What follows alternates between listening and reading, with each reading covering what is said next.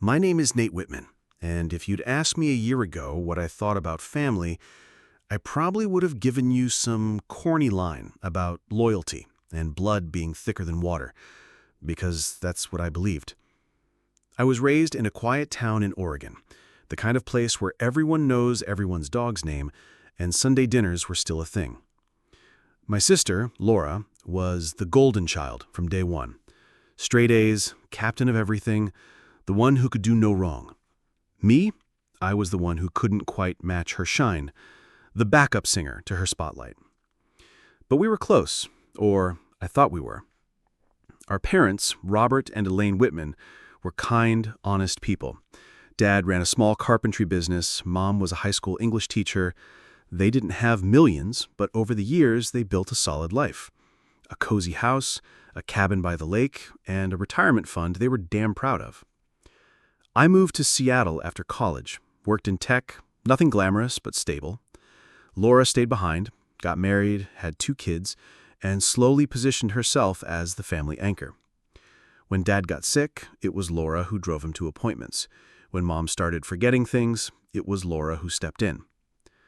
At first, I felt grateful. I wired money monthly to help with bills, flew down whenever I could, but I trusted Laura. She made sure I stayed updated without ever giving me too much. When our parents passed, first Mom from a stroke, then Dad only 6 weeks later, it felt like the sky cracked open. I flew home immediately. The funeral was simple, intimate. Laura cried at the podium. I tried to, but mostly felt numb. After the service, she hugged me tightly and said, "Don't worry, Nate. They took care of everything. You'll see." I didn't ask what she meant. I should have. A few days later, Laura invited me to the lawyer's office. She acted strange, like everything was routine. But when the lawyer pulled out the will, something felt off. First, the document was dated just 2 months before Dad passed. Strange timing, considering he was barely coherent at that point. Second, the will left everything, to Laura. The house, the cabin, the investments. I got a mention, almost as an afterthought. To my son Nathaniel, we leave our love and best wishes. My hands went cold. Laura didn't meet my eyes. She just nodded slowly, like this was hard for her too, but not unexpected. I remember forcing a smile and thanking the lawyer. I remember Laura saying, "They wanted you to have peace, not responsibility." And I remember that night, lying in the old guest room, staring at the ceiling, and realizing that something was wrong. Deeply wrong. Our parents had always preached fairness. They helped pay for both our college tuitions. They lent me money for my first car. There was no way they'd cut me out entirely. The next morning, I asked Laura for a copy of the will. She hesitated, just for a second, then handed me a scanned version. I printed it, packed my bags, and flew back to Seattle. And then I started digging. Quietly. Methodically. At first, I didn't know what I was looking for, just a gut feeling. But that gut feeling turned into something concrete when I reached out to my parents' longtime friend, Rick Morales, who used to do their taxes. "Funny," he said. "Last time I saw your dad, he mentioned wanting to split things 50-50. That was only a few months before he passed." That same week, I checked with the notary listed on the will. It took some coaxing, but she admitted she hadn't actually notarized it in person. Laura had dropped it off. Red flag number 2. A few more calls, a little more research, and I was staring at the beginning of a full-blown conspiracy. My sister had forged our parents' will. And the worst part, she almost got away with it. I didn't sleep much after that.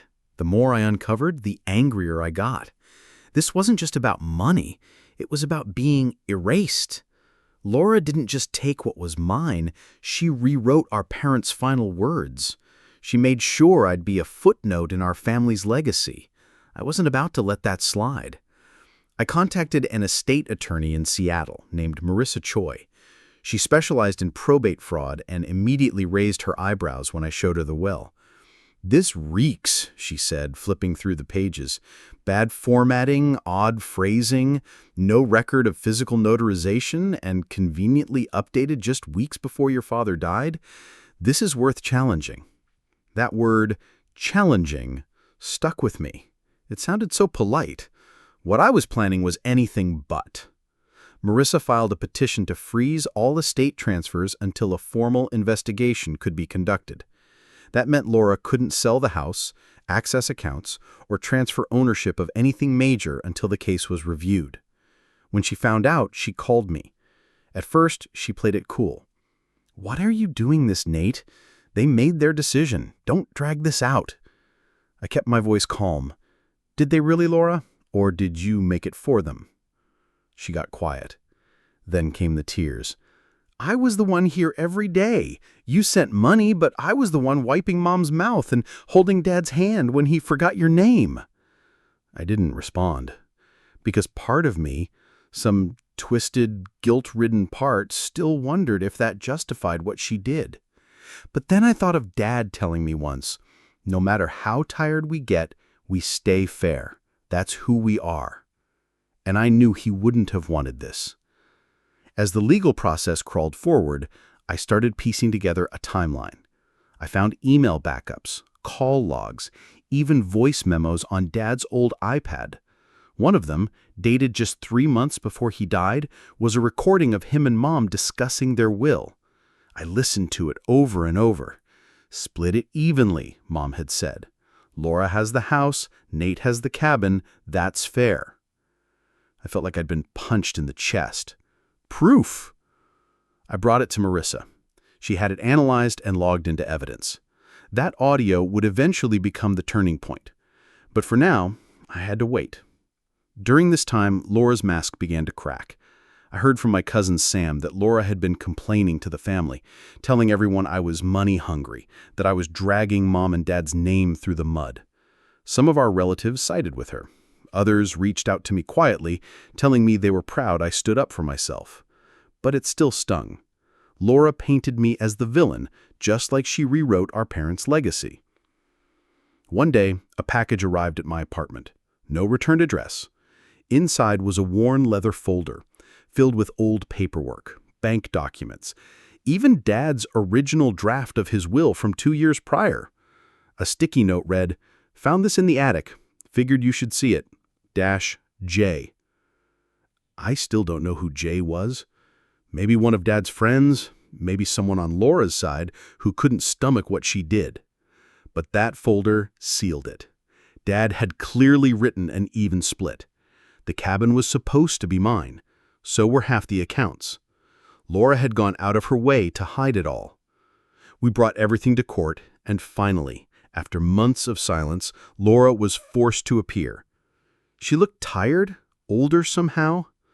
When the judge asked her about the timeline of the updated will, she lied. Straight-faced. She said Dad had a moment of clarity and decided to change everything. That's when we played the audio. The courtroom went quiet. I didn't look at her while it played. I didn't need to. The sound of Mom's voice saying my name, the way Dad said, "It's not about who did more. It's about who we raised them to be." When it ended, Laura looked like she'd been slapped. But it wasn't over yet. The judge called for a handwriting analyst. The signature on the new will didn't match Dad's. The notary came to testify she admitted she never saw him sign it.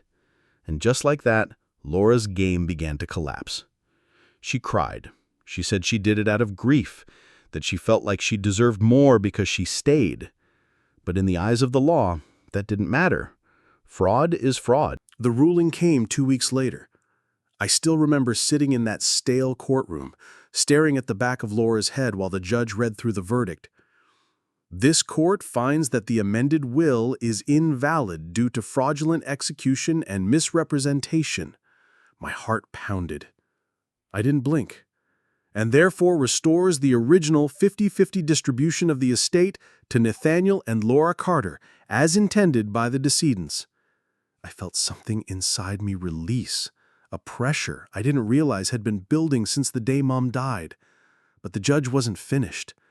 Furthermore, she continued, due to Ms. Carter's attempt to deceive this court, the plaintiff is awarded primary control over the estate's assets, including authority over the property division process. I didn't fully understand what that meant until my attorney leaned over and whispered, "That's power, Nate. She can't touch anything now unless you say so." When we left the courtroom, Laura didn't even look at me. She walked past like I was a stranger. I watched her get into her SUV, slam the door, and speed off. That was the last time I saw her in person. But she wasn't done. Not yet. A week later, I got a call from Marissa. Laura had filed an appeal.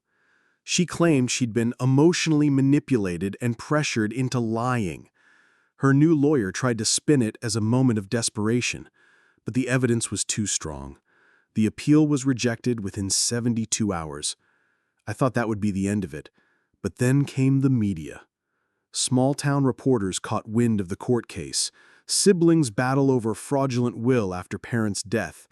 And suddenly, our story was everywhere.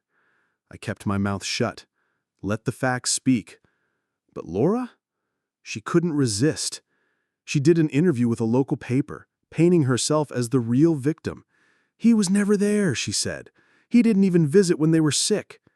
That part hurt, because it was partly true. I didn't come home enough. I did stay busy with work. I was afraid to face Dad when he got really bad. But none of that excused what she did. She knew what she was doing. And now, she had to live with the consequences. With full control of the estate, I started cleaning things up. I sold the family home. I kept the cabin, the place Dad promised me. I transferred the rest of the assets into a trust, one Laura couldn't touch. I also found out she'd taken out a loan using one of Mom's old accounts before the freeze. My lawyer flagged it. Illegal. We reported it. That investigation is still open. But even beyond the legal fallout, Laura lost everything she tried to protect. Her reputation in town was shattered. She had to move out of her neighborhood, too many people whispering behind her back. Her real estate license was suspended, pending the fraud claim. And worst of all, our family was gone. Unrecoverable. Cousins who used to have barbecues with us now took sides. Most didn't say anything publicly, but the silence was louder than words. I wasn't proud of what happened. I didn't want any of it. I just wanted what was fair. And I wanted to feel like I still mattered to the people who raised me. Months passed. The legal noise died down. I visited the cabin one weekend. The place that had once been a source of so many good memories. I found an old photo album Mom kept under the floorboard. Pictures of us as kids. Me and Laura building a snow fort. Our parents holding hands at the lake. And for a moment, I grieved. Not just for them, but for the relationship Laura and I could have had. For the version of us that didn't end like this. Then I closed the album, locked the cabin door, and drove away. Sometimes justice doesn't feel like victory. Sometimes it feels like survival. But at least I could sleep again, knowing I hadn't let her erase me. I existed. I mattered. And now, the world knew the truth. Months had passed since the courtroom battles ended, but the damage Laura caused kept unraveling. The trust I set up protected the assets from her, but what it didn't protect was her own self-destruction. I didn't plan what came next. I didn't have to. Karma did the heavy lifting. Laura had built her image in our town around being the successful daughter, the respectable businesswoman, the golden child. But after the trial, that image cracked. Her brokerage firm started losing clients. Word got around fast. Fraud, forgery, betrayal. Even people who didn't know the full story just knew her name wasn't clean anymore.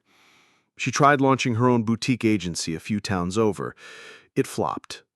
I heard whispers through old family friends that she was behind on payments, selling off her jewelry, even pawning things she'd inherited from Mom. Part of me felt sorry for her, But then I'd remember the look on her face when she handed me that fake will, as if she was doing me a favor. And I'd remind myself she chose this. Meanwhile, I rebuilt, quietly. I left my job in Chicago and moved to a nearby city in Pennsylvania. I bought a house, nothing flashy, just comfortable. I started a financial consulting business. With what I inherited and the control I had, I invested carefully, slowly, smartly. One day I checked my account balance and realized I'd become wealthier than I'd ever imagined. I didn't owe that to Laura, but she sure gave me the push to get serious. I started therapy too. For years, I'd avoided facing the dysfunction in our family, the favoritism, the lies, the loneliness.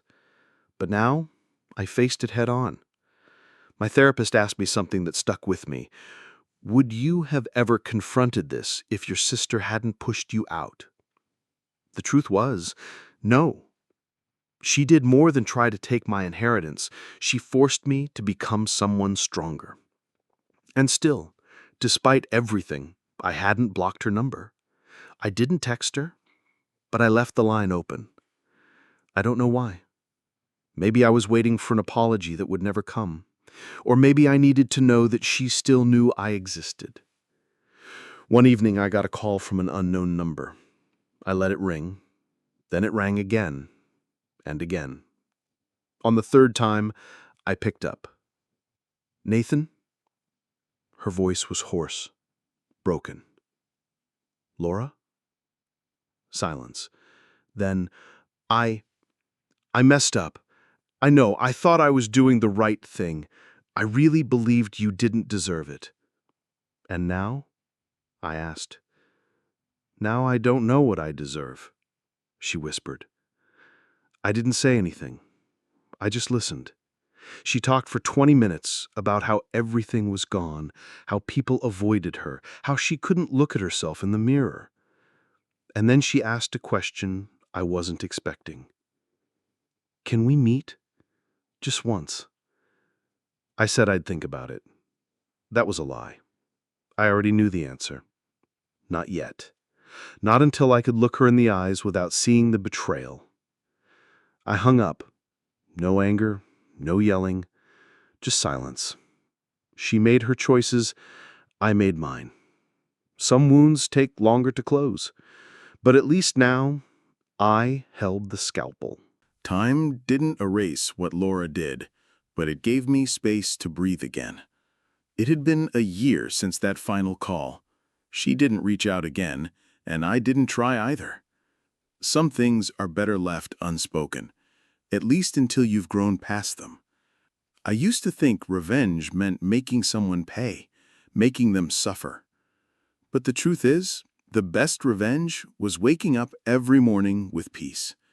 No knots in my stomach, no bitterness in my heart, just quiet clarity. I didn't flaunt the inheritance. I didn't post about the properties I bought, the clients I was helping, the financial success that kept growing under my name. But I didn't hide it either. I had nothing to prove to her anymore. The estate she tried to bury me with? It now funded scholarships for kids from single-parent homes. Mom would have liked that. Dad, too, even if he wasn't perfect. I sold their house eventually, not because I wanted to erase memories, but because it was time to let go. I kept one thing, though. Dad's old compass.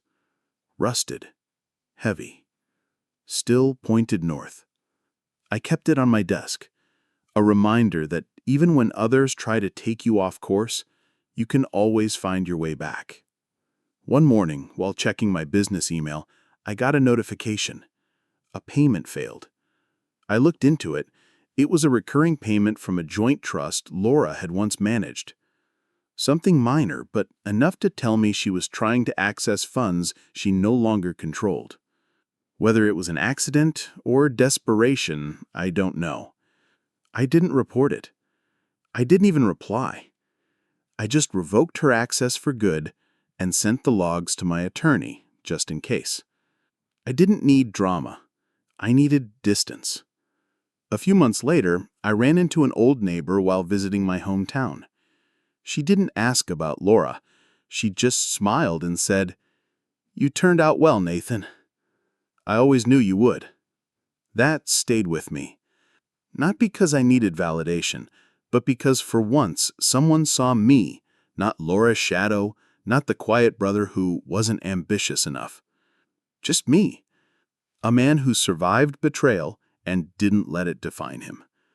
A man who didn't strike back with fire, but with truth. And truth was enough.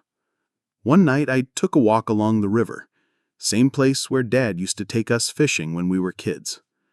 I sat on a bench and closed my eyes. For the first time in years, I didn't feel like something was missing. My family was broken, yes, but I wasn't. I'd rebuilt myself from the rubble they left behind, and now I stood taller than ever. If Laura ever reads this, if she ever wonders what became of her brother, here's the answer. I made it. Without her. Because of her. In spite of her. I made it.